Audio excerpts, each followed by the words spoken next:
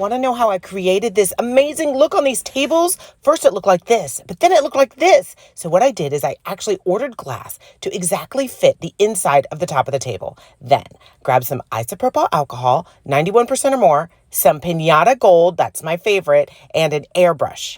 Protective gear is also really important when you're working with alcohol and ink. So I'm spreading out all this alcohol. I just put it in a little squeeze bottle, blowing it around kind of randomly, but making sure it reaches all the edges. Now, what I'm going to do is just pour the ink straight from the bottle. Make sure you shake it up really good, though. And just try to be random. I know sometimes it's hard. We want everything to be exactly so, but just random is your friend. And then start blowing. That's it. Just blow it around. This is so fun, you guys. I mean, just have fun with this. Even if you don't have a table, I swear. Blow it, blow it, blow it. And just, you want to get kind of layers where it's really wispy and then where it's kind of thick. There you go. Good job, Sue.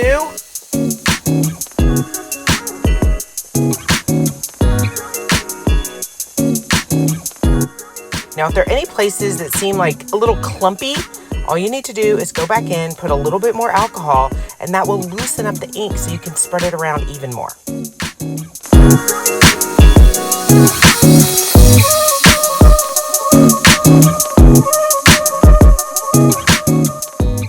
So the next morning, I came back in to take a look at my masterpiece, but there's always a but, isn't there? It was a little cloudy.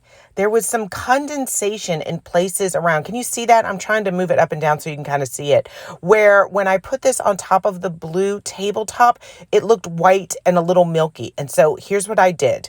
I kind of took a chance. I wasn't sure if this was going to work, but I put some alcohol back on a shop towel and just blotted very gently the areas where I felt like there was this condensation, where some kind of air had gotten trapped. This is probably because it's where the air compressor was blowing into the ink and the alcohol and just got some trapped air bubbles, usually where it was really, really thin. So all I'm doing is just patting it, looking through it. I'm kind of holding it up to the light and just trying to get all those little condensation areas lifted off with the alcohol.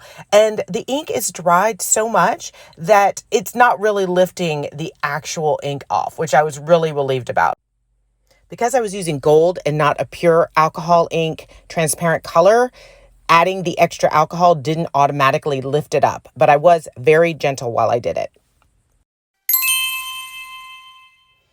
It's the moment of truth. So exciting. So just to recap, all I did was paint the top of the tables with Miss Lillian's paint, a couple coats, no sealant. Now I'm taking the piece I just created, flipping it upside down so that the place where I put the ink is against the paint, not up. That way it's nice and safe and protected. And I didn't use a sealant. Why? Because I was afraid it would make it cloudy or leave some kind of residue or reflect the light differently. No one's going to move it. You're just going to sit stuff on it and it's going to be awesome. Check this out, you guys. The client was so thrilled. She just wanted these tables to stay as is, but have some slight oomph to them, something that made them unique and special. And I really feel like we did that for her. So what do you think? You want to try it?